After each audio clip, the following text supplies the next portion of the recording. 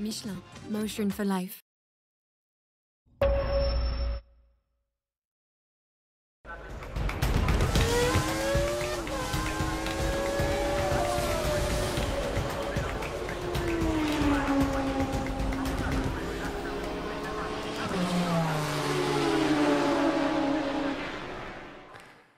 Bonsoir, bienvenue dans Racing Stream. Et oui, j'ai racheté un nouveau plateau. Je me suis dit, tiens, on a un petit excédent de budget, donc on a tout changé. C'est pas vrai. En tout cas, ça fait plaisir de vous retrouver. Oui, j'ai séché la semaine dernière, mais c'est pour mieux revenir. Ah, je savais que t'allais saouler tout de suite, toi, Rémi. Direct. Merci, ça fait plaisir d'être avec toi, Rémi. Ça m'avait manqué. Pas vrai. Fabien Galtier. Ah oui. Mais c'est vrai ça. Ouais. Que tu les mets souvent pour en dehors d'émission, mais après tu les mets pas. Ouais. Là, on est en pleine Coupe du monde de rugby. C'est beau. Ça te va tellement bien. Eh oui. Tu peux les mettre, hein, on peut assumer. Hein. Et t'as vu que Luke Gérard Rolls, ça. Mais oui, qu'est-ce qui s'est passé? T'as fait le Dakar, t'as fait un truc motocross des nations, donc... Ah bah écoute, tu me fais un pont d'or là pour pouvoir faire ma transition. Tu nous as ramené un superbe invité, franchement ça fait plaisir, on adore parler de moto, vous le savez. Il a été champion du monde en MX2, il a gagné les nations, on va en parler tout à l'heure. Jordi Tixier, ça fait trop plaisir de recevoir ici. Bah, ça me fait aussi plaisir d'être ici. C'est vrai que c'est la première fois ici sur ce plateau, donc voilà, c'est cool. C'est très cool, tu vas pouvoir nous expliquer ton parcours, ton actualité du moment, et puis on va revenir sur le motocross des nations, bien évidemment, avec notre expert, Rémi Tixier, qui, vous l'avez vu, est très très en forme. Encore une fois, merci d'être avec nous. Tu l'as vu, sur l'autre côté du ring, il y a les légendes. Tu as vu, j'ai dit les légendes, Fabien. C'est gentil, tu me mets dedans. Hein. C'est parce que tu as une belle coupe aujourd'hui.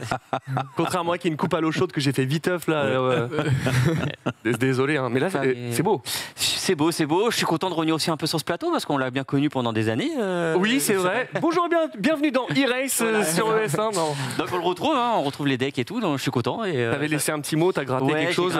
Fabien était ici. Voilà, j'ai gratté, il est toujours là mon petit message, donc je suis content, beau. ça fait plaisir. Ça fait plaisir. Tu veux nous parler de quoi aujourd'hui? Forza, enfin on va parler de Forza ensemble. Tout à fait, on va parler de Forza, on va parler aussi bien évidemment d'autres choses. Et pour la Formule 1, notre maestro, Jean-Louis Moncey. Bonsoir à tous. Ça va bien? Oui, très bien, très bien. Une semaine de vacances, ça fait du bien. Ah oui. Et puis un Grand Prix à dire, beaucoup de choses à dire. Beaucoup de choses à dire? Ah oui, oui, beaucoup de choses à dire. On t'attend, hein? Oui, c'est ça. Prêt, chef. Et il est avec nous en duplesque. Est-ce que tu es là, Anthony? Je suis bien là, effectivement. C'est le jeu des chaises musicales, cette émission. C'est ça. Mais je suis là et prêt à vous répondre. Tu sèches, toi? Non, pas du tout. J'avais une piscine. Quel mytho. Tu vas nous parler de quoi aujourd'hui, Anthony? Du rallye. Je parle du rallye. Moi, j'ai une semaine de retard. Hein. On parlera du rallye du Chili avec quelques infos aussi au niveau des transferts et des contrats. Très bien. Eh ben, je te propose que tu regardes ce que va nous dire Rémi parce qu'on va démarrer tout de suite avec la moto. C'est parti.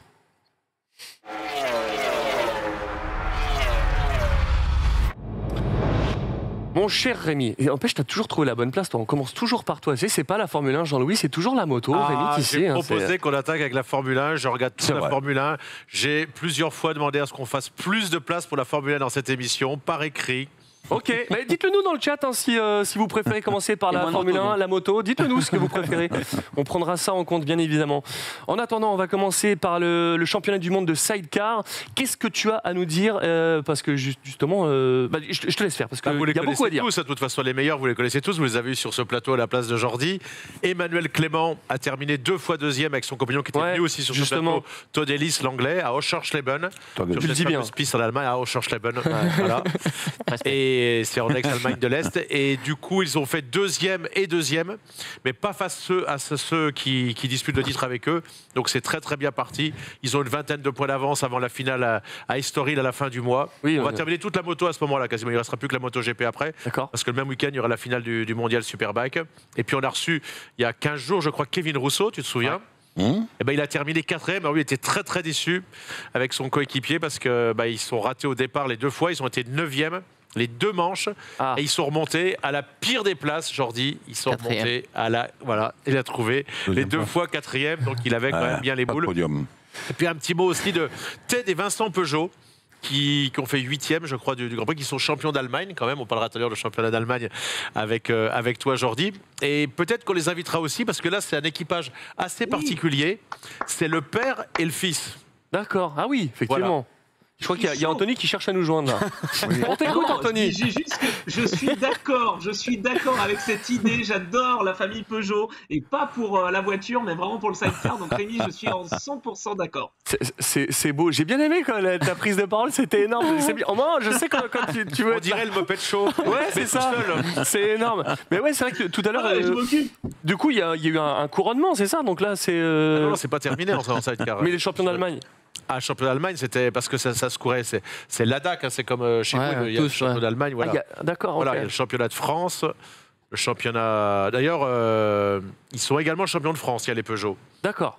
Et t'as ramené des images, je crois qu'on a des. On a quelques images. Tu nous as ramené quoi? Bah, je vous ai ramené ce que, bon, vous voyez, Kevin Rousseau. Ah, Kevin, fais péter tes images. On va voir ça. On a du side. T'as vu, je fais bien la danse de la tête. C'est. Ah, c'est l'interview, ça, non? Voilà. Mais on a une vidéo aussi, je sais pas si on l'a passée, j'ai pas vu si on l'avait passée. Ah, on l'a Non, pas n'a encore passé passé. la vidéo. Là, c'est du MX. Oui, là, c'est du MX. Eh ben, parlons du MX. Allez, on est parti. Allez, sous la- vas-y. Montre-nous. Niveau sidecar, Ouais, on mais est bien. il faut savoir rebondir. Hein. Ça, là, j'ai jamais fait du sidecar. hein. Si, j'ai fait une fois avec les frères Bax vers Valkenswaard. Et là, donc, on est d'accord, c'est quoi? Parce que du coup, c'est passé un peu rapide. On est sur quoi? Sur les Ah, là, nations ou c'est le MX On est sur championnat du monde? On est sur le motocross des nations. Là. D'accord.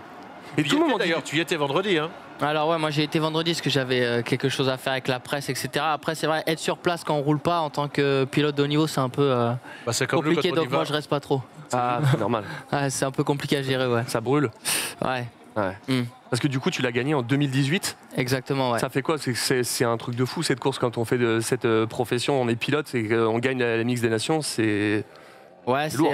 c'est vrai que déjà, pour être sélectionné au Motocross des Nations, il faut faire partie des 3 meilleurs pilotes du pays. Ah, je savais pas ça. Donc ouais, voilà, ils sélectionnent C'est que 3 pilotes, donc. 3 pilotes. Ouais. Ah, c'est la Non, Champions trois League pilotes. du motocross, quoi. Clairement. Voilà, la fédération sélectionne pour eux les 3 meilleurs pilotes de l'année. Donc déjà, c'est une belle satisfaction quand on est sélectionné. Et après ça, voilà, nous on les a gagnés en 2018 chez les Américains. Et où ils n'avaient jamais été battus, avant. D'accord. D'accord. Est-ce que c'est toujours à Saint-Jean-d'Angély? Non, ça Et puis change de là-bas, pays. Là, c'est cette année, ARD. c'était en France, ouais. Ah, c'est ça, c'est que ça, tu me disais Ouais, ARD. c'était Et Saint-Jean-d'Angély, ça l'avait fait pendant quelques années, parce que je suis vraiment ça de loin. Ça l'est plus du tout, ça tourne, comment ça se passe? Non, en fait, en France, on a vraiment 2 terrains qui accueillent soit le championnat du monde, soit les nations. C'est Saint-Jean-d'Angély et Ernée, c'est les 2 plus gros Ah, ok, motoclubs d'accord. français qu'on a. Et mais après, les nations, ça tourne. Je veux dire, cette année, c'était en France, l'année dernière, c'était en Italie, l'année passée, c'était aux États-Unis. Ok, Donc voilà, ça tourne. Et tous les 4 ans, 5 ans à peu près, ça revient Ok. en France. d'accord. Rémi, comment ça s'est passé? Dis-nous tout sur les Bah, résultats. comment ça s'est passé? Ils ont survolé les Français, ils ont marqué Ah. que 14 points.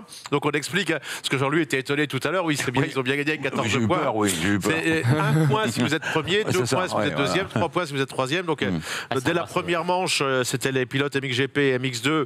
C'est Romain Fèvre qui a gagné face à Jorge Prado et Tom Vial a également terminé 8e. Ensuite, ça a continué avec Maxime Renault qui a gagné la deuxième course avec les MX2 et l'Open. Et puis ensuite, ils ont quand même perdu la dernière course. C'est le jeune Australien Jeff Lawrence qui a gagné. Mais dans l'ensemble, je crois on a rarement vu les Français survoler comme ça, non? Ouais, exactement. C'est vrai qu'il y a eu des années où la France a survolé, C'est mais ce que là, j'allais dire, cette année, nous, l'équipe de France, la chance qu'on a, c'est qu'on peut faire 3 équipes pour le motocross des nations comparé à d'autres pilotes où il y a vraiment Ah, 3 tellement. bons pilotes. Et nous, on a vraiment on a un choix de pilotes qui est assez important. Et là, c'est vrai que cette année, ils ont été au-dessus du lot. Hein. Premier et 8e en première manche, premier et 2e en deuxième. Et 2 ou 3. Troisième, il fait troisième. Ouais, 3 et 7 ou quelque Ouais, chose. c'est ça. Donc limite 3 et 0 7. joker, quoi. Donc c'était survolé. Ça doit être vraiment cool. Qu'est-ce que toi, je reviens là-dessus, t'avais ressenti quand tu gagnes cette course-là? C'est toi, mais c'est la nation. Enfin, il y a un truc patriotique qui est différent, je trouve. Ouais, c'est carrément incroyable parce que c'est vrai qu'on fait un sport individuel et sur une course dans l'année, on nous demande de faire un sport d'équipe. C'est ouf. Donc en fait, c'est super compliqué à gérer parce que tes concurrents deviennent tes alliés Ah oui. et d'un coup, on te demande de laisser passer ton allié pour marquer le moins de points possible. Donc c'est quelque chose qu'on n'a pas l'habitude de faire. Et c'est vrai que la fédération a mis un beau protocole de solidarité, de cohésion d'équipe avant chaque année. Et je pense que c'est pour ça qu'on gagne autant de fois les nations. Et justement, est-ce que pour ceux qui ne connaîtraient pas ce fonctionnement-là, comment ça se passe ce motocross? Parce que du coup, ça ne fonctionne pas comme d'habitude, vu que tu le dis, c'est pas individuel. Ça fonctionne comment? Il y a plusieurs courses, tu peux nous éclairer là-dessus? Non, il n'y a vraiment qu'une course. Ah, il n'y en a qu'une seule? Ouais, le motocross des nations, c'est sur un week-end. Non, bien sûr, mais je veux dire, comment ça se passe à l'intérieur? Avant, c'était pas le cas, il a raison. Avant, c'était trois week-ends meetings. différents. Ils ont refait ok. un seul meeting et donc il y a 3 courses. Ouais, voilà, week-end. exactement. Ah, j'étais resté sur l'ancienne, parce que c'est vrai que j'ai un peu lâché depuis. Non, donc là, vous me demandez la course des nations, Ouais. comment ça se passe? Ouais. Donc, c'est sur un week-end et il y a 3 manches D'accord. dans le week-end. Et donc, Et, du coup, chacun en fait une. Et non, pas chacun en fait une. Justement, c'est en fait les pilotes sont à chaque coup à 2 dans une manche. Donc la première c'est MXGP MX2. D'accord. La deuxième c'est MX2 Open et la troisième c'est MXGP Open. Donc en fait chaque pilote se retrouve une fois sur la piste. D'accord. Ah ouais, c'est. Donc c'est pour ça que vous devez vous passer, vous devez vous laisser passer quoi que ce soit. Ah, exactement. sur Là certains d'un coup points, le panotage prend vraiment son importance parce que nous quand on a gagné en 2018, il y avait absolument Gauthier Paulin qui est maintenant l'entraîneur de la fédération qui devait remonter et moi qui devais absolument garder ma place. Donc il y avait un rôle dans le panotage qui était c'est vraiment super un truc à important. part. C'est pour ça que je te pose des questions. C'est vrai que ça n'a rien à c'est vraiment voir. des règles différentes. Jean-Louis? Oui, alors comme on est très fort, Oui. j'apprends tout ça en France, mais qu'est-ce que c'est le secret? Il y a une école, il y a... on se Déjà, débrouille je pense tout que la seul. Fédération française de moto met vraiment le paquet là sur le, Qu'est-ce qu'on fait? sur Voilà. le motocross des nations. Il faut savoir que même si on parle souvent de vitesse et si le MotoGP c'est le produit phare, même si le deuxième produit pour la FIM, je vous rappelle que c'est le Speedway, il faut savoir que le plus de licenciés à la Fédération française de moto, c'est eux. Hein. Ah C'est ouais? d'accord, oui, C'est pas les pistards. Ah oui, oui. Ah Non, non, c'est non, non, incroyable. non. Ah, parce Je me que ra- c'est je me plus rappelle- accessible aussi, non? Comment? La motocross c'est plus accessible que le circuit. Alors moi je pratique pas circuit donc c'est un peu Ouais. compliqué à dire. Je sais qu'on dit quand même que le motocross c'est un sport de pauvres. Non, c'est un sport de riches pratiqué par les pauvres. C'est vrai que c'est quand même un budget. Dans les petites catégories, souvent les parents ils s'en sortent. Et maintenant c'est devenu vraiment un sport où le business a pris vraiment D'accord. le dessus sur le sport et sur la passion. Et ça devient de plus en plus compliqué de percer à haut niveau. Quand tu démarres dans une catégorie tout en bas, t'es enfant, c'est quoi le prix d'une machine? Grosso modo, je demande pas de secret. Ouais, quand t'es enfant, les premières motos, ça va de 2-3 000 euros. Les 50 cm3, tout ça, c'est à peu près les prix. Et après, ça monte crescendo. Et les plus grosses motos qu'il y a à l'heure actuelle, c'est des 450 cm3. Et là, ça arrive aux alentours de 12 000 euros. Ils commencent en quoi? En 80, en 50, c'est plutôt les. 50, c'est vraiment les enfants hein, de 3 à 6 ans à peu près. Ouais. Ensuite, il y a 65 cm3. Ah, il y a 65. Voilà, de 6 à... Ça dépend un peu la grandeur de l'enfant, mais Ok. de 6 à 9 ans, 6 à 10 ans. Après 85, 125, 2,5, 450. Ah, je savais pas les 65, je connaissais pas cette cylindrée là-dessus. C'est très marrant de voir les enfants rouler sur en Ah ouais, motocross. mais ils débranchent le cerveau, ils s'en foutent. Hein. Ah, il y en a un petit peu, ouais. En tant que parent, ça doit. Alors justement, tu parles de parents. Il faut quand même. J'avais été te rencontrer il y a 3 ans avec ton père, Gilles. C'est vraiment un succès vraiment familial pour vous les Tixiers. Hein. Ton père, il y a une cohésion avec lui, c'est incroyable. Ouais, bah c'est vrai que on est très famille chez les Tixiers. Et voilà, il y a eu des moments compliqués, hein, parce que là, on met sur papier, on va dire, les plus belles dates de ma carrière. Mais il y a eu les galères aussi, parce que Normal. pour en arriver là, mes parents ont investi beaucoup d'argent Il aussi. a fait Pour beaucoup que... de sacrifices, ils ont fait ces sacrifices. Voilà, Ouais. exactement. Parce que moi, on parle de mon père, il y a ma mère, il y a mon frère, voilà, tout le monde a sacrifié beaucoup de choses pour moi. Mais toi, ton frère était prêt à faire un sacrifice. C'était toi qui voulais le faire. Pour ton titre au Mexique, il est malade, il est blessé, c'est ça? Non, Et en fait, tu veux rentrer et il va te dire non, ne viens pas, c'est ça l'histoire, raconte-nous. ouais, c'est assez. Bon, rien que d'en parler, c'est un peu. C'est beaucoup émouvant. d'émotions. Ouais. C'est vrai que je jouais le titre de champion du monde. Et une semaine avant, mon frère tombe en vélo et devient paraplégique. Voilà. Et du coup, je suis averti à une semaine de la finale au Mexique. Et moi, ma première réaction, ça a été un titre de champion du monde face à un frangin qui est en fauteuil. Moi, il y avait. Je réfléchissais même pas Il y sur le avait pas papier. il y avait, oui, Et je comprends. Et je pense, ça doit faire partie de la chose qui a fait que ce week-end-là, j'ai vraiment survolé tout le monde. C'est que je l'ai appelé. J'avais peur de l'appeler. Ça, parce que la réaction qu'il a, moi, j'en sais rien. Ma mère, elle était Oui, bien sûr. 1000 pieds sous terre. Mon père, il pouvait plus parler. Moi non plus. Et je l'appelle. Et les paroles, je peux vous les dire mot pour mot. Je lui dis ouais bro, ça va? Il me dit bah ouais, ça va nickel et toi? Non. Et là, Formidable. je me suis dit qu'on me faisait une blague en fait. Je me suis dit on n'est pas en avril, j'en sais rien, on est quelle date? Et il me dit non, je te jure, ça va et tout, t'inquiète, je gère. Fais ta course, reviens avec la médaille, on verra le reste après. Magnifique. Et à partir de là, la semaine était longue parce que du coup, En plus, t'étais on loin. s'imagine des choses, C'était on loin. espère juste qu'un appel, c'est que ça refonctionne. Et non, ça ne refonctionne pas, mais on a quand même ramené la médaille. Donc on va dire qu'il y avait une bataille et on avait réussi. Il y avait une deuxième bataille qui arrivait derrière. Quoi. C'est l'année où tu as eu le titre de champion du monde? Ouais, à une semaine près. C'est déroutant. J'espère que tu l'écriras un jour, c'est une très belle histoire. Je veux Ça. bien. Ouais, bah c'est. Ah oui, il veut bien. Ouais, Non, c'est. je veux bien rebondir. Vas-y. Parce que Léo, il continue quand même de faire du sport méca, Jordi. Il fait du karting paraplégique notamment. Ouais, tout à fait. Alors, d'accord. c'est vrai que il faisait de la moto avant d'avoir son accident. Aussi, il avait un bon niveau, mais mon frère, ça a toujours été. Voilà, il a vu les sacrifices que c'était pour y arriver. Il a dit moi, je veux pas de prise de tête avec mon père. Je fais de la moto quand j'ai envie de faire de la moto. Souvent, les deuxièmes, ça peut arriver comme ça. Oui. Et du coup, quand il a eu son accident, on s'est dit faut qu'on refasse un sport ensemble. Et du coup, on a eu l'idée de faire du karting, où il a un super coup de volant. Il roule jamais, mais à chaque coup qu'il y va, il bataille avec les valides et tout. Du coup, championnat de France handicart. Il est arrivé, la pole au chrono, il gagne la première manche et après il a fait toupie sur toupie parce qu'il s'est mis la pression. Et du coup, gros caractère qu'il a, un coup de poing dans l'Alfano, on est rentré, terminé, fin de carrière. Mais sinon, ouais, on fait du kart et franchement, il a un super coup de volant. C'est dommage qu'il essaye faut pas le de pousser, percer. ouais, quoi. c'est bien en tout cas. Mais bon, Et c'est après, une super famille, les Tixier. Hein. Ton papa, c'est quelle personnalité aussi, franchement, quel caractère. ouais, après c'est toujours compliqué de parler un peu de soi-même, mais Bien sûr. mais ouais, voilà. Après, il y aura toujours des critiques. De toute manière, les gens ils critiquent souvent. Vous avez fait comme ça, il aurait pas fallu faire comme ça, machin. ça, mais sur le papier, au final, les titres ils sont quand même Ils là. sont là, évidemment. Et moi, ce que mes parents ils ont fait, j'en serai reconnaissant à vie, quoi. Donc C'est ce qui compte. T'avais qui Ouais. avec toi dans les paddocks tous les week-ends? T'avais ton père Mon père qui a été mon entraîneur tout le temps. Ouais. Après, je suis rentré dans les team usines où j'ai connu les légendes de notre sport, Stéphane Evers, tout ça, qui m'ont Ah oui. appris énormément de choses. Énorme. Où j'ai travaillé avec Stéphane pendant 3 ans. J'ai eu Yannick Carvela dans ma jeunesse qui nous a aussi aidés. Donc voilà, j'ai rencontré beaucoup de monde. On a su prendre le meilleur de chacun.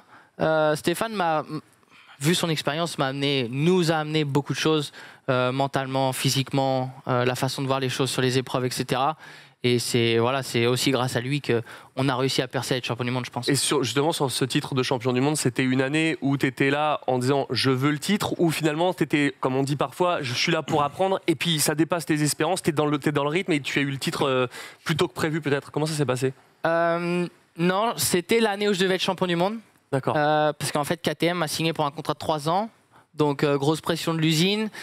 Première année d'apprentissage, deuxième année podium, troisième année champion du monde. Ah ouais. Avec Et, une drôle d'histoire quand même, parce que ton coéquipier est blessé. Mon coéquipier se blesse. Donc, première année, 5e du championnat du monde. Donc, contrat Déjà beau, hein. rempli.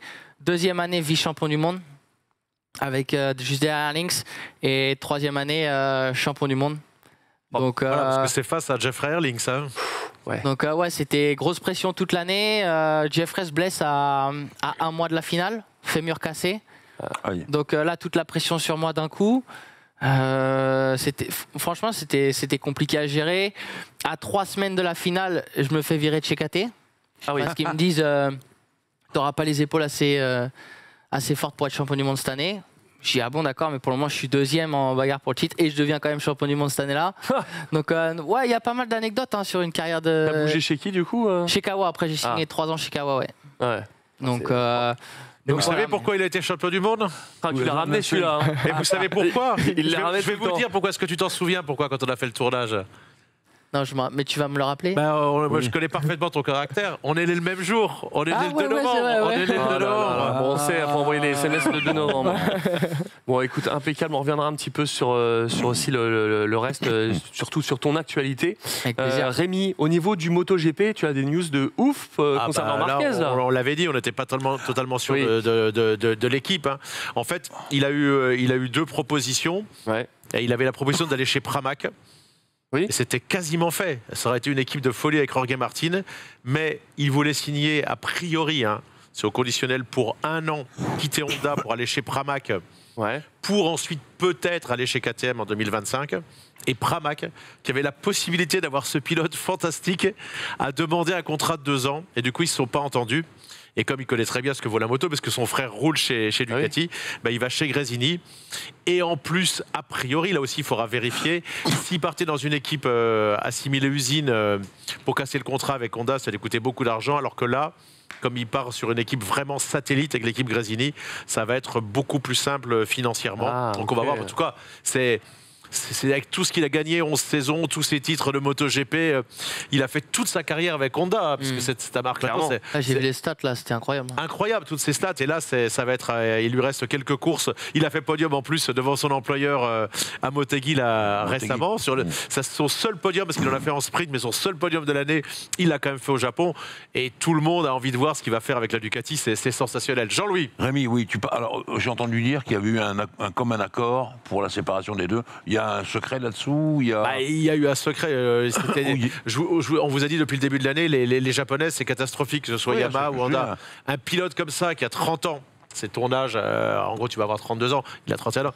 Il est tellement doué. Si vous regardez les Grands Prix, je sais que tu les regardes maintenant, tu vois bien qu'il ne peut pas y arriver, c'est pas possible de gagner avec cette MotoGP cette année, il y en a eu une fois, mais c'est trop compliqué. Alors il se dit, voilà, quand on voit la Ducati, comment elle marche, à la limite, ils n'ont pas vraiment besoin de lui pour l'instant Ducati, vu ce qu'ils ont. Dit, mais tu avais parlé aussi de Gresini, donc tu l'avais annoncé. Voilà. C'est bien. C'est vrai. Mais à un moment, ça a failli être Pramac, ça s'est pas joué à grand-chose. Et j'ai quand même peine à comprendre quand on est une équipe comme Pramac qu'on ne prenne pas... Oui, ça paraît improbable parce qu'on ne sait pas un touriste quand même. C'est Marquez, mais bon, voilà. Il voulait 2 ans. Vas-y, Fabien. Ça fait pas 2 grosses pointures dans le même endroit, ça, Marquez, Martin? Ah si, ça avait été le cas, mais c'est pas le cas là. Non, si ça avait été le cas. Ça aurait été bouillant. Après ces 2 Espagnols, et puis... oui, mais juste en plus. C'est au niveau de l'équipe Ducati officielle qu'ils auraient fait la tête peut-être. Avec Bagnaia et Bastianini. Et tu allais nous parler aussi de plusieurs pilotes en World Superbike. Alors en World Superbike, oui. Alors là, bon, j'ai pas trop le droit de dire ce qui se passe, mais Loris Baz a vraiment sa chance de rester. Face à Hotel, ils vont faire un test après Jerez. Et les 2 pilotes, ce ne sera pas que le pilotage, c'est voir comment il va se comporter dans son équipe Moto Corsa. Et d'ores et déjà, ils ne veulent pas de Rinaldi. Mais d'après les échos que j'ai, Michael Rinaldi, qui a gagné 5 fois, aurait une belle proposition pour rebondir. Et il y a un pilote qui est quand même... j'ai regardé hier, il a 50 pôles, il a un nombre de podiums incroyable, il a été champion du monde Superbike, vice-champion, à 2 reprises battu par Biaggi pour un demi-point par Guintoli, c'est Tom Say qui a proposé ses services à une belle équipe aussi. C'est quand même incroyable de voir que ce garçon qui a 38 ans, qui a eu une saison galère là, qui est d'abord avec son équipe Puccetti, et ensuite là quand il a roulé avec la BM, il s'est fait mal probablement à cause de l'électronique à Donington, qu'il soit obligé lui d'appeler pour demander un guidon alors que le mec a failli être 3 fois champion du monde Superbike. J'ai l'impression que c'est dans beaucoup de sports comme ça maintenant. C'est vrai. En motocross aussi. Puis maintenant nous faut amener, c'est aussi dans beaucoup de sports comme ça, mais... Je me souviens quand on avait été te voir, tu venais de passer privé, c'est ça? J'avais monté ma propre structure parce que j'avais plus de guidon. Aller dans des teams, on va dire B, pas gagner d'argent, je veux dire, c'est tellement de risques, tellement d'entraînement, tellement de sacrifices. Les mecs qui roulent, même encore maintenant, pour pas gagner d'argent, mais j'ai jamais compris le principe, quoi. Et ça doit être une passion, c'est quand même un métier à un moment. Sykes, cette année, il a marqué 1 point. On regarde le classement du championnat de Superbike avant Jerez, le gars qui a tout gagné à 1 point. Et après ça, il a changé d'équipe et puis ça n'a pas marché non plus, puis il s'est fait mal, voilà. Et pour terminer cette chronique de moto, tu vas nous parler du GMT. Voilà, le GMT, il y aura un pilote français. Christophe Guilleux nous l'a promis. C'est moi? C'est pas toi. C'est pas fermé, ce sera soit Valentin Debise, soit le jeune Johan Gimbert. On saura ça bientôt, mais ça dépend aussi si c'est une pointure au GMT 94 en Superbike. Parce que franchement, allez, on va dire le mot, on l'a pas dit sur Eurosport tout au long de la saison, ça a été un fiasco phénoménal, Lorenzo Baldassari. Il est gentil comme tout, donc mais on s'attendait pas du tout à ça, et Christophe non plus, et personne. Ça a été un loupé incroyable. D'accord. Bon, eh ben merci beaucoup Rémi pour toutes ces informations. On va passer tout de suite sans transition. Mon cher Anthony, tu es là, tu vas nous parler du WRC. Qu'est-ce que tu as à nous dire sur ces infos que du coup tu n'avais pas dit la semaine dernière? Et voilà, plein de choses. Alors déjà, je voulais remercier Infront Moto Racing pour les images du MX des Nations, parce que c'est quand même vraiment bien, Charlotte notamment, qui nous permet d'avoir ces images-là, donc merci beaucoup. Heureusement que t'es là. Rallye, et ben en fait, ouais, tu vois, j'y pense. Là, je suis obligé, sinon je vais me faire reprendre. Hein, Jordi, tu la connais, Charlotte. Bon. Ouais, non, je voulais dire parce qu'on parlait des contrats en moto, mais c'est un peu pareil en rallye en fait. Hein. Ott Tanak qui a gagné le rallye du Chili, c'est la deuxième victoire en 2 rallyes qui se passent au Chili pour lui. Il est chez Ford cette année. Et en fait, il va revenir chez Hyundai l'année prochaine. Donc en fait, il a fait 1 an. Chez M-Sport, on a beaucoup fait de sacrifices pour pouvoir faire venir Ott Tanak. C'est une équipe privée. Et bon, au bout d'1 an, ça les a un petit peu surpris quand même. Mais bon, on a un peu de crainte pour l'équipe Ford. En plus, il y avait un article qui était sorti avec Pierre Luloubet qui annonçait que l'année prochaine, il y aura peut-être plus Ford en WRC. Bon, on ne sait pas trop où ça va, mais Ott Tanak, le champion estonien, donc, qui a battu Sébastien Ogier, hein, c'est le seul d'ailleurs. Et donc, il va se retrouver chez Hyundai. Donc, retrouver Thierry Neuville, qui l'a battu au rallye du Chili. Bah oui. Pour Hyundai, c'est compliqué en ce moment, parce qu'ils ont vraiment, je pense, la meilleure voiture, honnêtement, avec Toyota. Quand même avec Toyota, mais ça ne marche pas vraiment. Il y a des erreurs de pilotage. Suninen s'est envolé, c'est dommage parce qu'il était bien placé, il pouvait faire un podium alors que voilà, il était un peu en difficulté. Ça fait partie de ce que tu as dit, hein, Jordi, des moments dans la carrière où voilà, il y a des fois où ça va vite et puis ensuite tu te plantes, quoi. Il est retombé en WRC2, il est revenu en rallye. Enfin en WRC je veux dire. Ouais. Et là il avait une occasion en or de monter sur le podium et il se crache. Lapi pareil, donc chez Hyundai c'est compliqué de trouver une stabilité, donc avec Ott Tanak on espère avoir un pilote de qualité, c'est le cas. Maintenant il s'est beaucoup plaint de la fiabilité. Donc là il va revenir alors qu'il avait beaucoup critiqué, donc ça je sais pas ce que t'en penses Jordi, mais quand t'es pilote et que tu critiques ton employeur, pas sûr que ce soit quand même bien vu. Ouais, je pense que ça dépend un petit peu de comment tu roules. Ah oui. Je pense que si tu es devant, tu as le droit de tout dire. Par contre, faut pas redescendre un petit peu. Effectivement. Jean-Louis. C'est ça. C'est Ott Tanak. Oui, non, je voulais dire, la Hyundai, d'après Loeb, ce n'était pas la plus pointue, par exemple, en aéro, la plus pointue en adhérence, mais de loin, c'était la plus homogène sur l'ensemble d'une course, la Hyundai. Et ça va quand même jouer. La deuxième chose, Anthony, tu sais bien que Tanak, il va réduire Neuville en bouillie. Tu le sais bien. Bah oui. Bah oui, mais c'est pour ça que je comprends pas en fait le choix de Hyundai. Bah ils veulent un bon pilote. Parce que ils veulent une pointure. Bah oui. Neuville est un bon pilote. Non, mais c'est un bon pilote, mais je pense qu'ils veulent. Par là. Il fait trop d'erreurs, Neuville. Il a fait trop d'erreurs cette année. Hein. Il a fait énormément d'erreurs. Bah, franchement, je suis pas trop le WRC. Et c'est toi qui m'en apprends beaucoup. À chaque fois, j'ai l'impression qu'on parle d'un problème de Neuville. C'est un truc de fou. Quoi. Oui, c'est ça. Pour aller vite, en fait, c'est le rallye. Hein. Pour aller vite, tu es obligé de prendre des risques. Et en fait, Thierry, pour aller très vite, il prend beaucoup de risques et ça passe très très peu. Alors que Ott Tanak, par exemple, prend des risques, mais ça passe. Raikkonen, qui venait du circuit, était très rapide, mais sur 3 spéciales. Puis après, il partait en tonneau. Bah oui, mais c'est ce qu'on apprend en fait en sport auto, en sport truc. C'est-à-dire que si tu n'arrives pas à être régulier et à arriver à finir la course, ça veut dire que tu vas au-delà de tes limites et au-delà de tes compétences. Donc ça veut dire que tu vas trop vite pour toi. Donc ça veut dire que tu es au-dessus de ton niveau.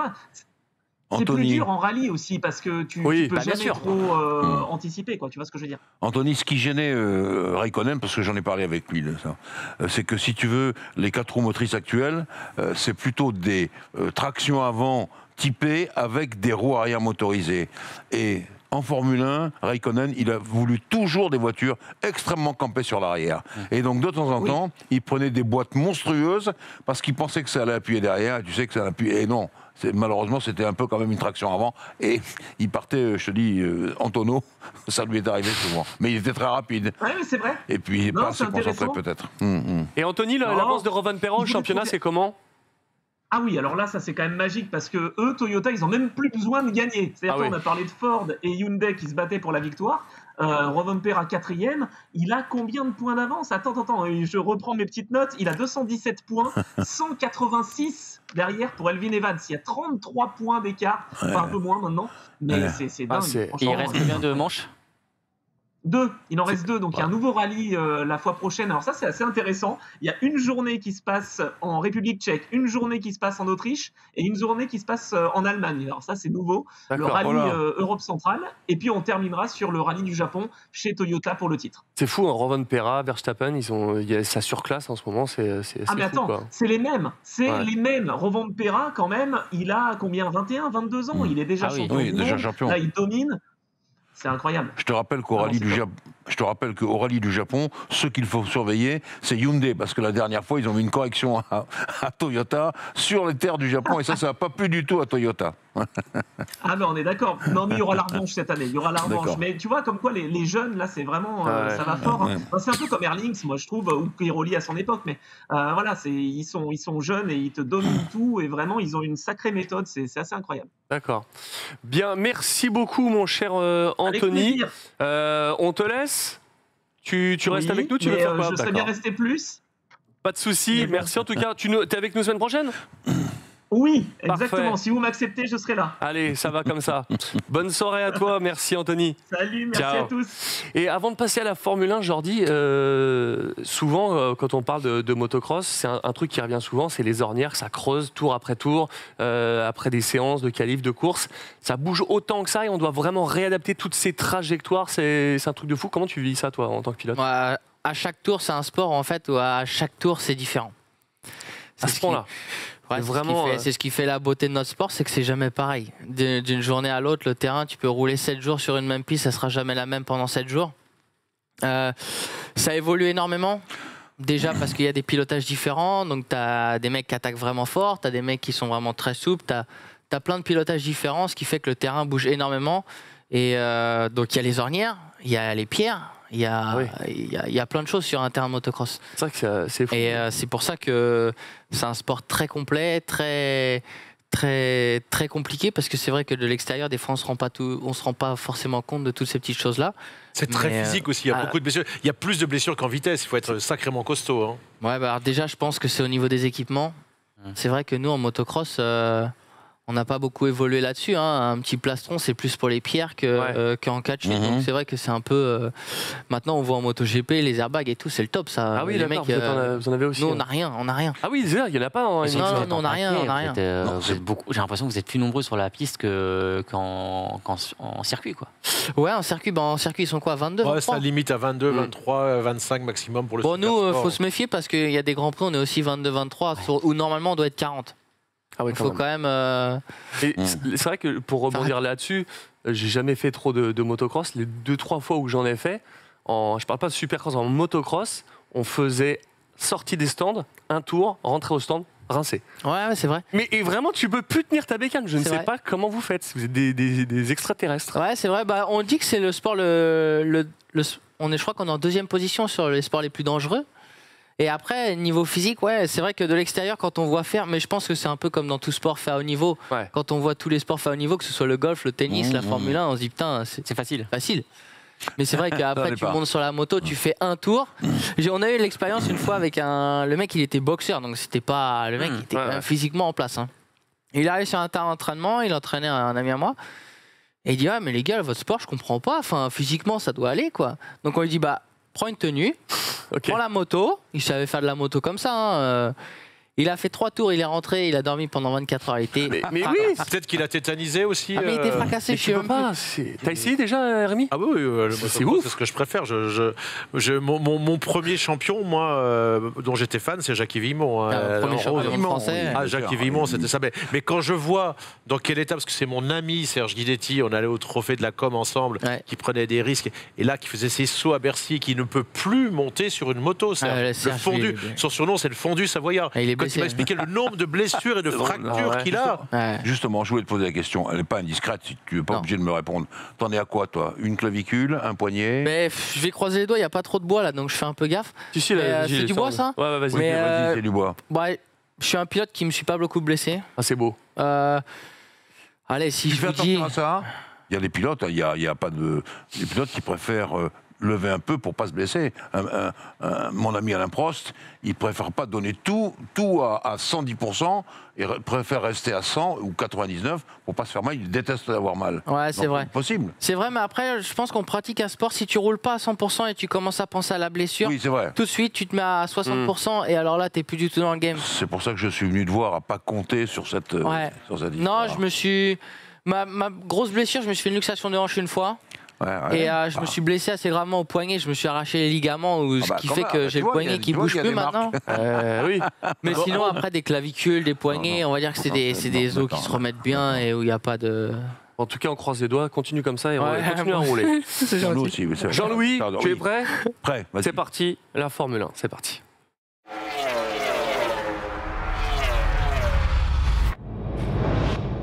Qu'est-ce que tu as de beau à nous raconter sur ce Grand Prix du Qatar? Max Évidemment. Verstappen, qu'est-ce que tu fais? Je peux pas. 3e titre mondial, j'ai fait la liste. Hein. Jack Brabham, Jackie Stewart, Niki Lauda, Ayrton Senna, Nelson Piquet, qui est son beau-père actuellement. Ok. Ça, c'est quand même. On rentre dans un club assez select. Là, il y a des nombres de victoires en Grand Prix, et puis il y a les titres. Les titres, c'est vraiment formidable. Alors, j'ai beaucoup suivi Canal. Hein. Et ce qui m'a plu, c'est qu'à un moment donné, ils ont fait une série d'interviews sur les pilotes, en leur demandant qu'est-ce qu'ils voyaient sur Max Verstappen. Et l'unanimité, c'est concentrer sur son pilotage en permanence, concentrer, et sa voiture, et surtout, ne fait pas d'erreur. Il ne fait pas d'erreur, et ça, c'est quand même quelque chose de formidable. Ils l'ont tous dit, hein. Bottas, Hamilton, Gasly... Est-ce que aussi il a la voiture qui lui permet aussi de ne pas faire d'erreur, je pense que même avec une voiture un peu plus compliquée... Même si c'était une voiture, elle est compliquée, la Red Bull, attention, hein. Elle est compliquée.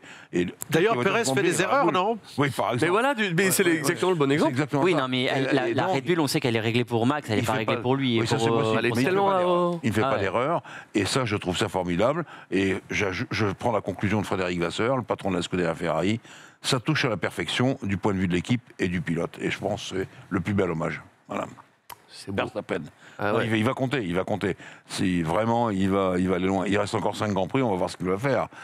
Alors, Alain Prost dit peut-être qu'à un moment donné... Oui, il est déjà champion du monde. Peut-être qu'à un moment donné, il va peut-être vouloir souffler un peu, parce que être comme ça tout le temps, sur plus de 20 Grands Prix, il faut tenir le coup. Voilà. Très bien. Et ce Grand Prix, en lui-même? Alors, je suis passé par des sentiments très divers, parce que je lis un peu mes notes. Un champion du monde... Un titre de champion du monde, c'est toujours un événement. Et là, ça a eu lieu le samedi, dans une course sprint. Et oui, les organisateurs, ça a dû les embêter un petit peu quand Ça m'a même. défrisé un peu. Ah oui. Oui, parce que tu fêtes un titre mondial, après un Grand Prix, une course sprint, c'est bien, mais enfin, c'est pas non plus, tu vois. Ça compte pas au palmarès, c'est pas pareil, c'est pas un Grand Prix C'est gagné. pas tellement beau. Qu'est-ce qui a été élu, enfin qui a été titré aussi un samedi? C'est pas son beau-père? C'est pas Nelson qui a été titré un samedi aussi? Parce que la course de Grand Prix se déroulait le samedi. Oui, c'est ça. Ah, ça peut arriver en Angleterre, ça s'est longtemps déroulé le samedi, par exemple. Mais là, c'était une course sprint. Mais Une tu course sais de quoi? 19 tours. Si ça se trouve, comme ils ont voulu faire les malins en moto MotoGP et qu'ils ont mis que des courses sprint, on va peut-être avoir le même problème pour la première fois en MotoGP cette année. Voilà, Possible, exactement. Alors, mon ami Laurent Dupin lui a posé la question. Il lui a dit, mais alors, là, on est samedi soir, tu es champion du monde, et alors, on va pas faire la bringue? Qu'est-ce qu'on va faire? Il a réfléchi, non, il faut que je me prépare quand même pour la course pour demain. Mais le Grand Prix est assez tard demain. Donc, sous-entendu... le Qatar, c'est ça qui est top, c'est qu'on peut arriver, on peut aller à la piscine. Voilà. A priori, il est arrivé seulement 4 heures avant le Grand Prix, avant le départ. Hein. Au circuit Verstappen. Ah bon? Et c'était la question que Dupin voulait avoir, c'était la réponse que Dupin voulait avoir. Je ferais quand même quelque chose. Après, bon, même si ça a évolué depuis 20 ans, il valait mieux pour son équipe, pour lui, que ce soit au Qatar. Parce que si ça avait été au Brésil, par exemple, pour faire la veille, moi j'ai vu Valentino Rossi et tous les pilotes quand on rentrait. Au Brésil, la fête, c'est la samba. Là, au Qatar, c'est plus. C'est plus cool. Ça doit être luxueux en plus. Voilà, mais c'est plus. Voilà, c'est plus contrôlé. Évidemment. Tu vas me parler de stratégie au stand, quoi, au niveau des arrêts. Alors, stratégie au stand, là, je suis tombé de l'armoire. Ah ouais. Parce que le record était à 2-2. Quand même, 2-2, il faut y aller pour les 4 roues. Ouais. Hein. Ferrari 1,93 et McLaren 1,8. Ouais. Oh la vache. Ça va vite. 1,8. Ils étaient à combien Red Bull le record? C'est pas 92. C'est pas toi et moi avec un chrono. Non, c'est les transpondeurs qui parlent. Ah oui. Hop, la voiture avance. Et là, Mais moi, j'ai ils une ont question. 1 seconde 8, les 4 roues, il faut les changer. Hein. Ouais, mais après, il y a aussi la façon dont il rentre. Est-ce qu'il y a ça aussi qui rentre en... Non, le transpondeur, il C'est peut quand pas la voiture est arrêtée. Arrêter, la voiture qui repart. démarre. Donc après, il peut arriver au ralenti. Ah, bah ça, il pourrait. Non, mais tu sais, Et il tu arrive. peux- Non, il arrive à. Non, je vais te dire pourquoi. Parce qu'il y a un bouton. Pit. Bien sûr, qui te dit ta vitesse. Ça varie selon les stands, 60, selon ouais. les circuits. 60, 80. Là, je pense que c'était 80 parce que c'est Parce qu'il était large. large. Tu appuies sur 80 et il arrive à 80. Et puis, quand il voit son chef d'écurie devant, enfin son chef mécano devant, il ne va quand même pas le renverser. En plus, ça manquerait l'arrêt. Il faut s'arrêter pile poil aux 4 marques et il change les pneus. Voilà. 1,8 McLaren, record à battre. C'est énorme. Ça reste à un moment, ce sera plus physiquement possible d'aller plus vite. Hein. Gros fait de course aussi avec Lewis et George Russell. Alors ça, Enfin, Hamilton, il a fait l'une des rares bourdes de sa carrière, mais en fait, Ouais. il a fait. Elle était belle. Elle était belle. Et là, je veux aussi voir mes amis de Canal. Je savais que Julien allait le dire. Quand Hamilton fait une faute, il le reconnaît toujours. Il faut qu'il regarde les images. Première action, il m'a poussé l'heure. Voilà. Deuxième réaction, c'est de ma faute. Ah. Voilà, c'est de ma faute. J'aurais pas dû faire Il n'a pas comme ça. totalement dit 100% c'est de ma faute, il a dit je le prends pour moi, mais c'était bien envoyé, c'était de la belle com. Et après, ce que j'aime beaucoup, c'est qu'il va à la porte de la chambre de Russell et il le prend dans ses bras. Donc ça, il n'y a pas plus joli comme geste. Mais ce qui est d'autant plus dommage, c'est quand tu vois le rythme qu'avaient les Mercedes. Parce qu'ils auraient pu aller chercher. Max. Oui, c'est ce qu'a dit Toto Wolff. On peut faire quelque chose de grand sur ce Grand Prix. Ça, c'est dommage. Parce que la piste est assez lisse. Voilà, parce que moi j'ai une question, on l'a regardé avec pas mal de... On voudrait que tu nous expliques comment tu peux repartir dernier, elle marche si bien que ça, et terminer 4e. Il a remonté sec. Hein. C'est Plus la impressionnant, stratégie. quoi. Non, mais Russell, il a failli tomber dans les pommes aussi. Hein. Parce que cette histoire. Alors, il y a ça aussi, tu nous avais dit. Je vais y venir. Ça, c'est un scandale. Mais quand même, Hamilton, il a quand même pris. Il est Hamilton, hein. Il est 7 fois champion du monde. Ouais. Il a traversé la piste, ce qui est complètement interdit oui, bien maintenant. sûr. Hein. Donc il a pris 50 000 € d'amende. Ouais. Une broutille. 25 000 avec sursis. Donc jusqu'à la fin de l'année. Donc ça va, il a pris 25 000. Voilà, mais Il va faire un 4 fois sans frais, il a dit. T'es limite. Alors, non. J'en viens à cette histoire de Pirelli. Alors, je vais vous évoquer Michelin et Bridgestone, le Grand Prix des États-Unis 2005, où là, on était dans une bataille sidérale entre Bridgestone qui n'arrivait pas à marcher comme il marchait avant, Michelin qui était à la pointe de tout, et puis qui a ce problème-là. Clairement. Et là, Pirelli, alors je vais être très vulgaire, ça va vous faire de la peine, ils se sont fait pipi dessus, là. Ah ouais? Mais non, mais enfin, c'est un scandale de ne pas préparer des pneus pour une course sans avoir envoyé un inspecteur, voir que les vibreurs sont... Et il y a une pointe et ça redescend de l'autre côté. Mais ils ont été refaits, les vibreurs, c'est peut-être pour ça aussi, non? Mais non, ils ont fait les mêmes vibreurs. Mais quand on s'appelle Pirelli, on appelle... Normalement, on dit au censé être Qatar. au courant. Et le Qatar, ils font ça en 2 secondes. Et ça, ils n'ont pas apporté les pneus qu'il fallait. C'est pour Ils ça se que les sont pilotes fait- étaient épuisés? Aussi pour ça? Ben, c'est parce que Pirelli a dit, et ils sont fournisseurs uniques, nos pneus ne tiennent pas 20 tours. Donc, il faut faire un changement de pneus à 18 tours max pour chaque pilote. Donc, tu as eu un peu de stratégie, mais les 18 tours max, les pilotes, là, il faut les faire complètement à fond, comme des tours de qualif. Ah là C'est là. pour ça que Ils ont 3 ou fait 4 pilotes 1 n'ont heure pas et pu demie. sortir de leur voiture. Tu vois à un moment donné Lance Stroll, qui est peut-être pas dans une forme physique formidable, commencer à bouger les mains, etc. Et la tête plonge. Il est en train de ligne tomber droite. dans les pommes au volant. Hein? Oui, Ouais, il, est j'ai tombé pas dans vu, les, monsieur. il est tombé dans les pommes moins d'une seconde au volant sur la grande ligne droite. Oui, bien sûr. Et tu vois l'arrivée, c'est chaud. tu les vois tous s'étalés. Piastri, il est étalé, c'est étalés incroyable. complètement, etc. Et ça, qu'est-ce que tu veux faire? Et ça, Ouais. excuse-moi, c'est Mais Pirelli. ils auraient pas pu raboter les vibreurs? Non, là, c'est un peu trop tard, là. Et une fois que tu as fait les essais, c'est trop tard. Ah, tu Et peux ils pas l'ont vu aux changer la essais. piste Non, une- mais non, là, c'est quand même beaucoup. D'accord. Non, Alors c'était ça avant. vous arrivait quelques saisons à Phillip Island, on a été obligé en moto, ils ont dit on est obligé de s'arrêter pour changer de pneus, c'était pas sympa à commenter c'est d'ailleurs. emmerdant comme tout. Voilà. Bon, en F1, on a l'habitude de changer les pneus. Mais si tu veux, ça manque d'un total contrôle de la part de Pirelli. Le Grand Prix, on sait qu'il va avoir lieu à cette date-là. Il y a eu le même problème que ça en 2021. Il y a la chaleur et le sable par-dessus le marché, et on peut faire quelque chose, on peut prévoir des pneus solides. Tant pis, les enfants, on prévoit des pneus solides qui vont tenir. Là, 18 tours. Et je le répète, ils se sont mis minables, Pirelli, tout seuls, et ils sont tout seuls. Il n'y a pas de Ça concurrent. donne quoi les répercussions de ça?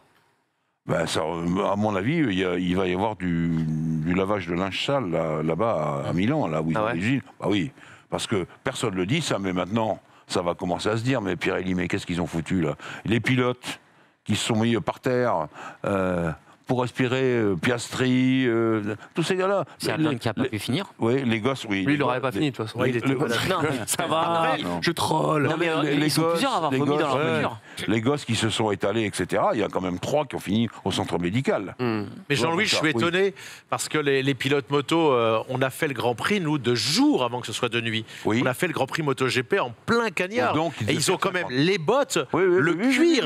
Bah Alors, je comprends bien que dans la voiture, c'est fermé en plus. Mais tu sais, tu t'avais dit qu'il y avait quelqu'un qui avait dit que en parlant de Ricciardo, que c'était pas un pilote MotoGP.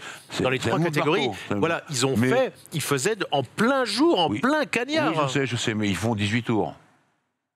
Un petit peu plus. Oui, c'est vrai qu'il y a moins de tours. Mais il n'y a jamais eu ce problème-là au Qatar avant? 58 tours. C'est la première fois qu'ils étaient obligés comme ça. 58 tours, dans les voitures, c'est des fours.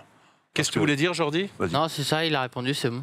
Voilà. Et moi, tours j'ai juste une remarque. C'est dommage parce que la course était dans un sens intéressant. Ah oui, parce qu'elle était rythmée. ça fait beau, ça fait rythmé, sauf que tu mets les mecs par terre et les gars, même pas s'ils bien. sont capables de faire des marathons, on ne peut pas leur imposer ça. Il y a eu un exemple dans l'histoire. Las Vegas. 2004, Schumacher, pour battre Alonso au Grand Prix de France à Monaco, il fait 4 arrêts. Donc il ne va faire que des tours de qualif comme eux. C'était ça le mot d'ordre. Bon, les enfants, il y a 3 arrêts, il y a 4 relais. C'est 4 relais en qualif, tour de qualif. Il a fait qualif, Et tu vois les temps qui tombent, jusqu'au moment où les gens commencent à passer de tous les côtés. Voilà. Jean-Louis, c'est la première fois que tu as vu, toi qui as commenté pendant des années la Formule 1, que tu as vu des pilotes s'allonger comme ça à l'arrivée d'un Grand Prix. C'est jamais arrivé, même dans... Non, mais les voitures, il fait 70 là-dedans. Non, il faut avoir. Il y a le casque, il l'ouvrait un peu de temps en temps. C'est ça. Tu vois, parce que pour avoir juste un peu d'air. Mais Ocon a vomi. Surtout qu'ils n'ont pas d'air avec fou, des champions pareils. Non, mais avec le halo, en fait, on a vu. Oui, moi, il y a j'ai vu un encore truc. moins d'air. Russell, il était dans la ligne droite, il fait ça. En fait, c'est juste pour rediriger l'air dans son visage, parce qu'en fait, avec le halo, ça divise le vent, donc ils ont rien, ils ont pas d'air, donc ils n'arrivent pas à respirer aussi bien. Et donc, ils redirigeaient le vent, c'est assez fou. Bon, Jordi, t'as jamais eu des conditions comme ça encore? Non, mais là, moi, je parle après, on est sportif de haut niveau, tu vois. Ouais. Nous, on a eu des conditions aussi comme ça en Thaïlande. Je veux dire, Avec l'humidité. Avec l'humidité, on avait 100% d'humidité, il faisait 49 degrés. Oui. Je me rappelle, c'était un truc de ouf, les mecs. C'est pareil, ça tombait à l'arrivée. Mais bon, après, sportif de haut niveau, tu dois être dans toutes les conditions. Oui, c'est ça, mais on peut pas leur il se dire. requinque, mais t'as vu, ça tombait à l'arrivée. C'est intéressant ce qu'il vient de dire, Jordi. Il tombait à l'arrivée, c'est-à-dire que les sportifs de niveau tiennent quand même. Ils vont jusqu'au bout. Ils ont tous tenu. Ouais, je pense que c'est l'adrénaline aussi. Mais ça, oui, exactement. Mais ils tombent. Mais on pourrait avoir un accident. On pourrait avoir un accident, quelqu'un qui tombe pendant une seconde, qui perd. Voilà. Ils ont récupéré. Perdre connaissance pendant une seconde, ça fait peur. C'est ouf. Demi-seconde, c'est beaucoup. Alors, vous ne parlez pas d'Oscar Piastri? Si, je vais dire, du coup, sa course. Une pépite, pondérée, impeccable. Il me rappelle les grands pilotes. Et il reste encore 5 Grands Prix. Et à la place de Lando Norris, son équipier chez McLaren, je me méfierais. Parce qu'il est en train de suivre sa trajectoire. Il a gagné toutes les formules les unes après les autres. La première année. Voilà. Je vais vous parler de Renault. Alors, Alpine. Je parle de Renault. Luca De Meo qui a cassé la table, en disant aux équipes, là, moteur français et châssis anglais, je veux plus voir des menus différents, je veux plus voir les tables des Anglais, les tables des Français, j'en ai assez. Donc il a cassé la table. Mais enfin, je veux dire, je vais citer Molière. Car c'est tout justement la cour du roi Péto, une pétodière, quoi. C'était ça. Donc il leur a cassé la table en deux, et il leur a dit attention. Mais il est un peu quand même encore responsable, parce que c'est quand même lui qui a nommé Laurent Rossi. Donc si ça part comme ça en quenouille, il faut que donc Bruno Famin reprenne ça en main. Nonobstant le fait que à la première séance d'essai, qu'est-ce qui manque de s'accrocher à la sortie en sortant de leurs stands respectifs? Les 2 Alpines. D'accord. Voilà. L'image est passée partout, et donc ça fait pas terrible. Andretti Cadillac, je vais vite. Andretti Cadillac. Que va faire alors? Qu'est-ce que tu en penses? Est-ce qu'on peut l'avoir sur la grille? Plutôt d'accord. Les écuries, alors les écuries, tu comprends bien que partager à 11 ou partager à 10, c'est pas la même chose. Mais là-dedans, tout le monde oublie que Formula One Management, qui représente les équipes, c'est aussi un business. À eux tout seuls, ils ont acheté ça 7 milliards. Donc, si un organisateur dit, mais moi, je préférais avoir 11 équipes ou peut-être 12 plutôt que 10, comment ça va se trancher? Ça, c'est compliqué aussi. Voilà. Donc, on reste pour l'instant à 10 équipes, mais la FIA a donné son accord sur les 7 projets possible nouveau, Andretti Cadillac est le seul qui a été accepté. Et donc, on va voir ce que ça va donner. Et puis, je termine avec deux images qui m'ont beaucoup plu, que Fabien a déjà vues. Est-ce que je peux voir les images du circuit Paul Ricard, s'il vous plaît, messieurs? Ah oui. Voilà. Une allée Antoine Hubert.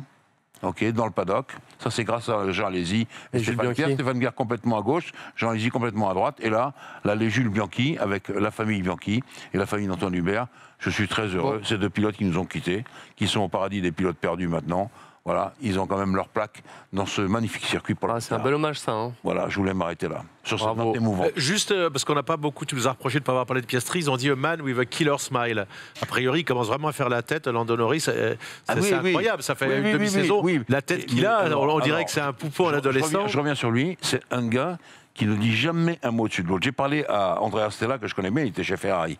Il dit jamais un mot au-dessus de l'autre. Il arrive, il dit bonjour à tout le monde, mais il n'y a pas d'embrassade, il n'y a rien du tout, etc. Calme. Quand il parle dans les interviews, calme. Et c'est le genre de gars extrêmement froid qui peut se déchaîner en course. La preuve, c'est qu'il a encore fait, il a gagné une course, il monte sur le podium à chaque fois. Il doit pester Norris, parce que lui, il n'en a toujours pas gagné, même si c'est la course suite. Et puis il termine devant lui, là, non, mais là, tu sais bien que l'histoire de la deuxième place de Piastri, c'est que Norris est au courant du temps qu'il vient de faire, Oscar, et Lando, il part en sucette. Ouais. La pression. Eh bien, exactement. Est-ce que tu as connu un pilote comme ça, comme il vient de décrire, qui n'est jamais un adversaire, jamais un mot plus haut que l'autre, toujours le sourire, qui s'énerve jamais en motocross, c'est arrivé?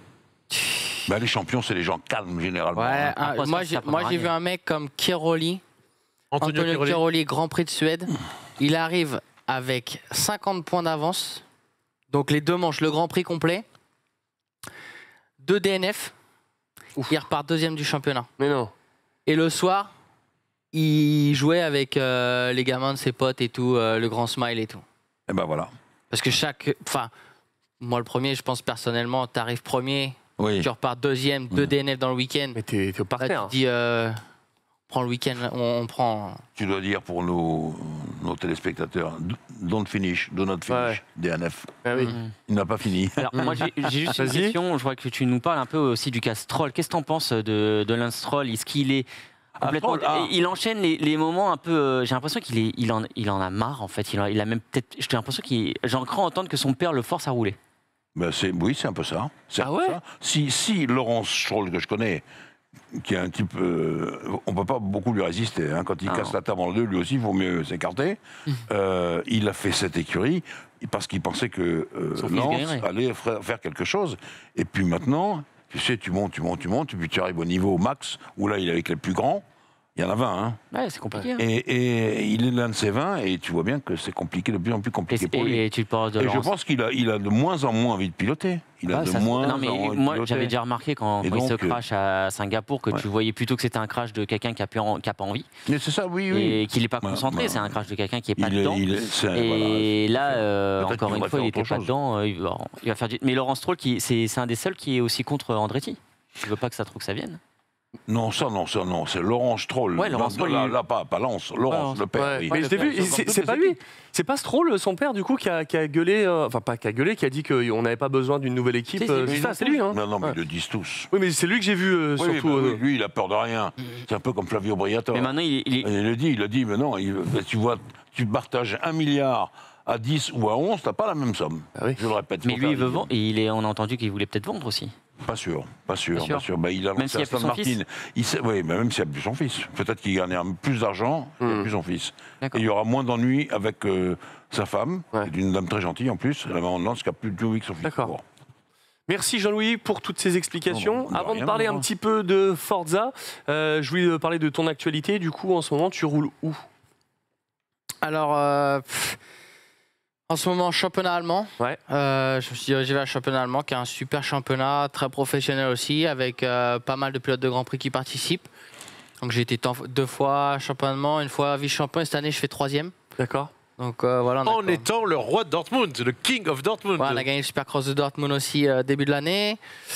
Et puis le nouveau championnat du monde de Supercross, qui a été créé fin de l'année dernière, qui a été vraiment une réussite l'année dernière. Des petits problèmes avec les investisseurs cette année, où ils ont bien redressé la barre. Et du coup, on a 2 épreuves à Abu Dhabi et 2 épreuves en Australie qui arrivent. D'accord. Donc ça commence le 4 et 5 novembre. Donc, Mais qu'est-ce qui s'est passé? Parce qu'il y a eu une épreuve en Angleterre et il y a eu plein d'épreuves qui ont été annulées. Il y en a 3 qui ont été annulées. Ouais, alors il y a eu la première épreuve en Angleterre qui s'est déroulée correctement. On va pas dire un succès, mais correctement. Une très belle organisation. Et après, on a commencé à entendre 2-3 épreuves qui ont commencé à s'annuler. On s'est demandé un petit peu qu'est-ce qui se passait. Et en fait, l'investisseur principal s'est retiré. Donc ça a été un assez gros micmac entre les teams, l'organisateur, les pilotes. Il y avait pas mal d'argent au milieu de tout ça.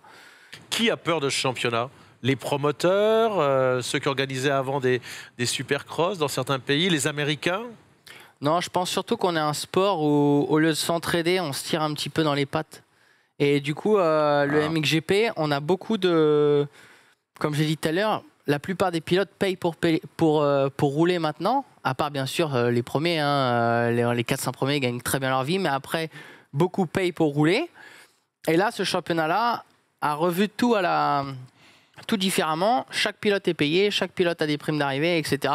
Et du coup, bien sûr, ça va à l'encontre de l'autre championnat. Et du coup, tout le monde se tire dans les pattes parce que si ce championnat-là, il paye, tous les pilotes vont vouloir aller là-bas. Donc... il y en a plein qui sont venus, il y a plein de Français, il y en a 7 ou 8. Il y a tous les pilotes de Serge Guidetti, et donc Thomas Ramette, Maxime Després, Greg Aranda. Après, il y a Souberas, Bourdon. Cédric Souberas, Bourdon. Voilà, il y a pas mal de pilotes français, il y a pas mal de pilotes ricains. Il y a Roxen qui est là, il y a Wilson, il y a Brayton. Ouais, donc c'est des noms, il y a un très beau plateau. Et j'espère pour notre sport, parce que ça peut faire bouger le sport, que ça va continuer comme ça. Ouais. En tout cas, c'est cool de devoir rouler en supercross, mais pour terminer là-dessus, qu'est-ce qui t'a fait choisir de rouler en championnat allemand et pas rester en championnat de France? C'est quoi qui t'a changé? On va dire qu'en tant que Français, il y a pas mal de jalousie. Voilà, dans les petites catégories, on est souvent pas mal de pilotes à pouvoir espérer une belle carrière en Grand Prix. Il y en a pas beaucoup qui peuvent y arriver non plus. Donc financièrement parlant, après il y a aussi les choix de carrière, tout ça. Et du coup, à chaque coup je reviens un petit peu en France, c'est un petit peu compliqué. D'accord. Pas mal de... Voilà, moi je fais de la moto aussi pour m'éclater, je suis pas là pour me prendre la tête. Et c'est vrai que en Allemagne, tu es bien reçu, les gens sont contents de te voir, il y a des bons contrats. Et pour avoir travaillé avec des Allemands, eh ben, avec les Allemands, c'est carré, c'est bien organisé. Le contrat, c'est contrat, eux. Voilà. Eh bien, je vais rapprocher ton cas de celui d'une grande pilote de rallye, Michèle Mouton, qui était championne d'Allemagne et qui m'a dit exactement ce que tu viens de dire. Voilà, les Allemands, elle est très populaire en Allemagne à cause de ça. Certes, elle avait une 205 Turbo 16, mais franchement, elle a gagné ce championnat, elle est populaire, et c'était exactement ce que me disait. Les Allemands... C'est carré. C'est carré. Et vous avez entendu tout à l'heure Ted et Vincent Peugeot qu'on va bientôt inviter. Et ils sont champions d'Allemagne de sidecar. Toi, tu roules, tu étais 3e cette année, tu as gagné à Dortmund. A priori, tous les pilotes avec lesquels on discute sont contents de rouler en Allemagne. C'est vrai.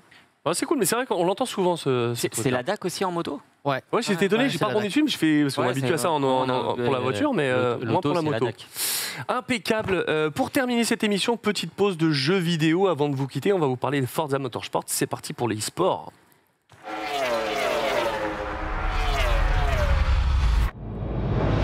Ah oui, on appelle ça e-sport, c'est virgule e-sport, mais en fait non, c'est virgule jeu vidéo, Fabien. Tu as ramené des images? Oui, j'ai ramené les images. C'est bien. Mais je crois que toi, tu l'as testé plus que moi. Je l'ai testé.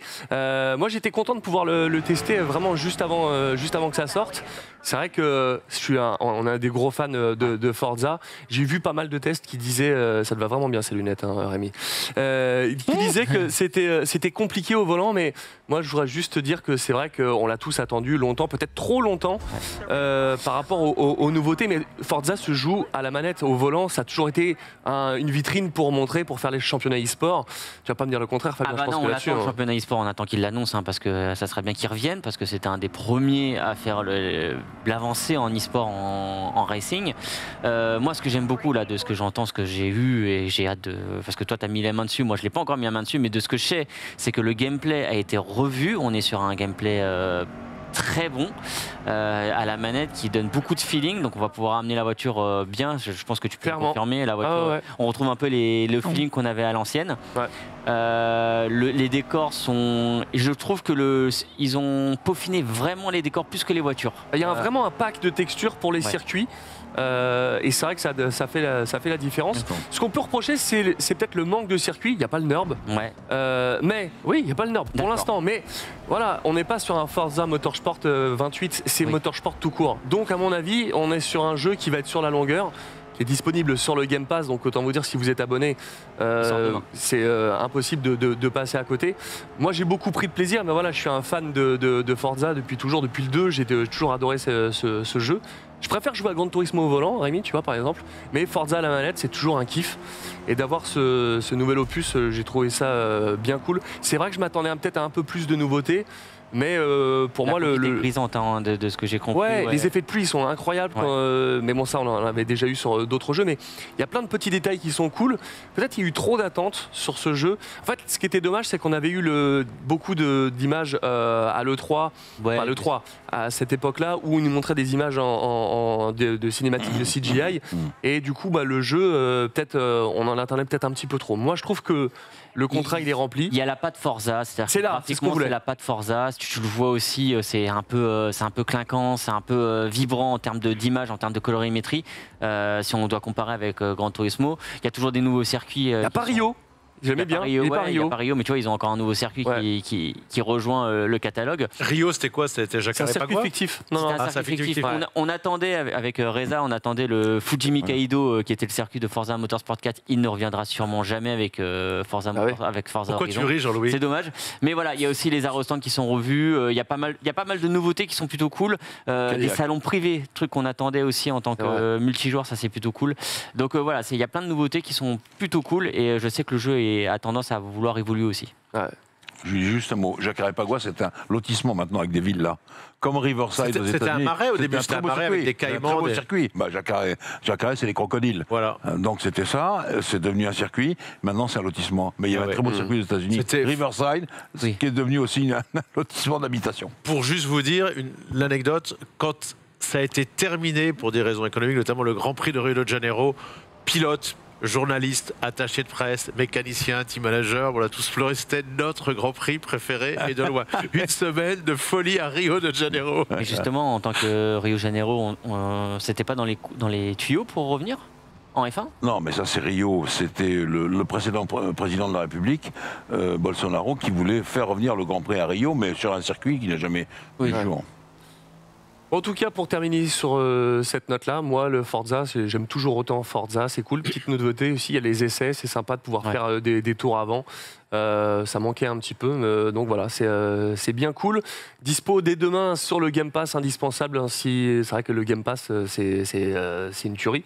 Et surtout un mois de test, ça, vous pouvez toujours tester le jeu avec des réductions généralement pour le premier mois. Donc foncez, franchement, Forza, il est vraiment très cool. Exactement. Tu joues aux jeux vidéo ou tu utilises des simulateurs? Parfois pas du tout. Non, je suis pas du tout jeu vidéo, je suis pas du tout télé, je suis pas... Non. Moto. Ouais, non, moto. Même Déjà moto. pas mal. Non, mais moto, mais après, voilà, je suis pas mal dehors, je fais pas mal d'activités en dehors de ça. Mais non, la télé, moi, je suis pas... Jeux vidéo, tout ça, je suis pas fan. Impeccable en tout cas. Merci Jordi d'avoir été avec nous. C'était un grand plaisir de te recevoir. C'est cool. Et on te souhaite le meilleur pour ta carrière qui est gentil. franchement met du gaz. Un grand merci parce qu'il a roulé cet après-midi. Il est venu, il a fait l'effort quand je l'ai appelé ce matin à 11h30. Il est venu d'Itteville. Oui. Il me dit près de Fontainebleau. J'ai dit, mais attends, en Essonne, tu peux me dire le Itteville. Je connais très bien Itteville. Il est tombé de l'armoire, mais c'est vrai. Non, mais c'est vrai. Non, mais merci à vous. Merci à toi. Merci d'être venu. Merci à vous qui nous regardez. On se retrouve la semaine prochaine, même endroit, même heure. Et puis je vous ai pas dit merci les gars, mais c'est toujours cool de vous avoir. Hein. Même endroit, t'es sûr? On verra. Bon, salut et à la semaine prochaine. Ciao, ciao. Mettez du gaz. Ciao.